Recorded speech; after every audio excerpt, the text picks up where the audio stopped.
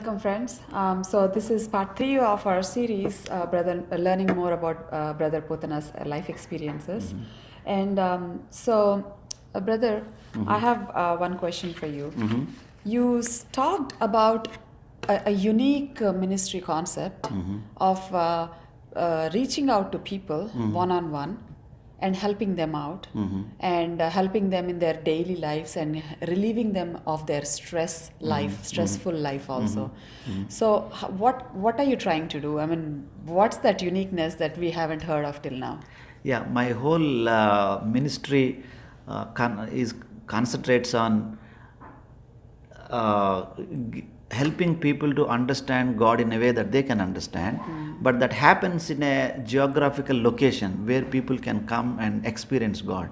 So what I wanted to say is, Anubhava of Christ, people want to experience God. In order to experience God, they need a solitary place. So let me read a text for you. Matthew's Gospel chapter 14 verse 23 says, after he had dismissed them, he went upon a mountainside by himself to pray. Later that night, he was there alone. Why Jesus did so much time in a solitary place? Because he wanted to spend time with God in a solitary place where he can receive strength from God. And the scripture also says Jesus did spend so much time, and he was so busy in preaching, teaching, and healing. So he was in the need of a place. Then he came and he derived strength from God. We also observe Christ spent a lot of time in solitary place to pray and seek God's will. And Matthew 26:36 says, then Jesus went with his disciples to a place called Gethsemane. Going to a little further, he fell with his face to the ground and prayed. So though Jesus was God himself, since he was 100% God and 100% man, so he himself spent time in the Garden of Gethsemane. In a matter of fact, Gethsemane is a place where there were so many trees and a garden. Yeah. Even Bible says in the book of Genesis, on the cool day, God came and met Adam and Eve. So we need to be very close to the nature, because God created the entire nature to enjoy. We need to reflect, relax, and experience God. We will have an experience God when there is a solitary time. So in a matter of fact, in our Eastern culture, solitary time is precious in spirituality. Silence is a part of spirituality. That's why people, they wanted to experience God in a silent time. So sometimes people don't find solitary time in this busy schedule. People are so busy running around, lot of disturbances, depression, loneliness. As I travel around, I observe people are craving to have some solitary place.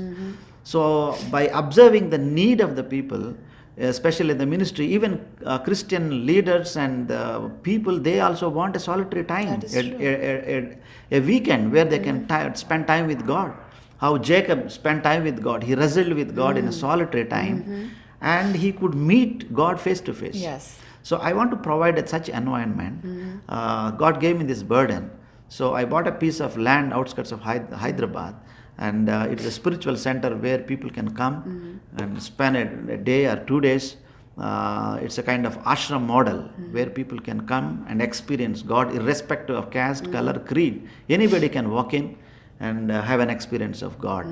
We will be providing some facilities. They can come. There will be greenery, trees, some facilities to stay.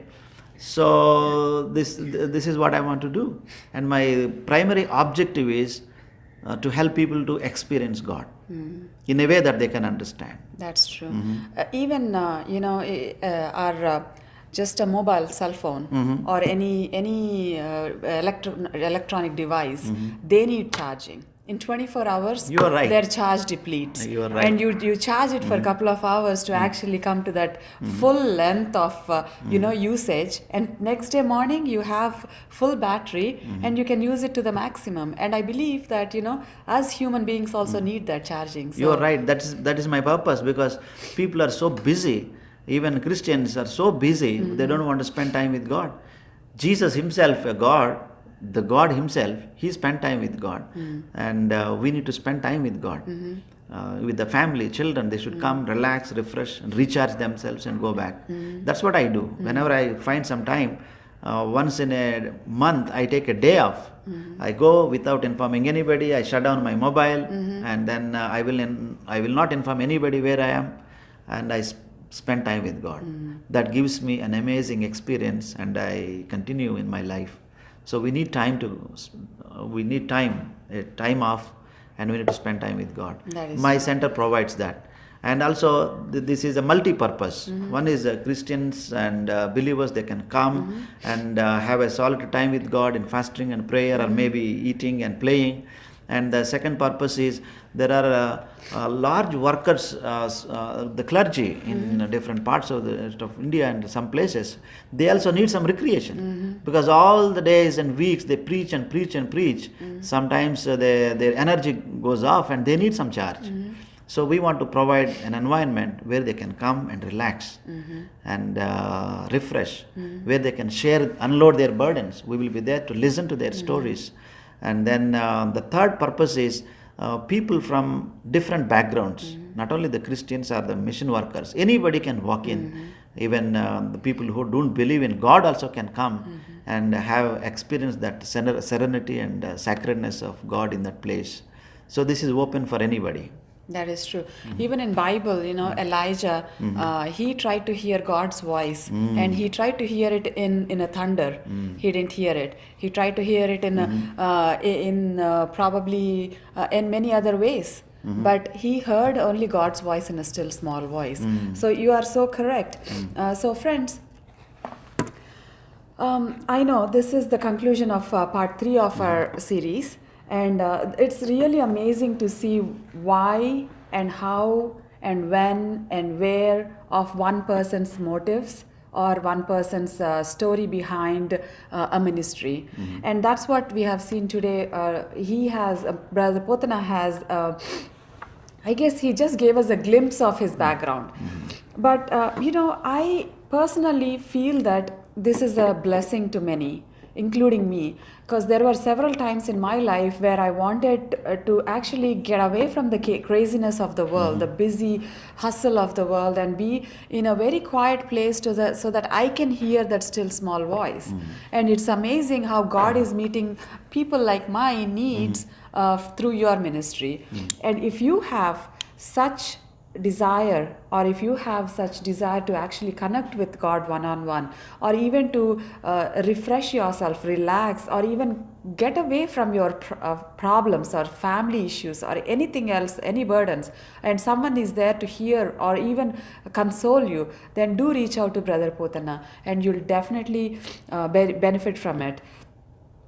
So Brother Potana, I thank you so much for spending time with us and giving us more insights about your background, your training and also ministry.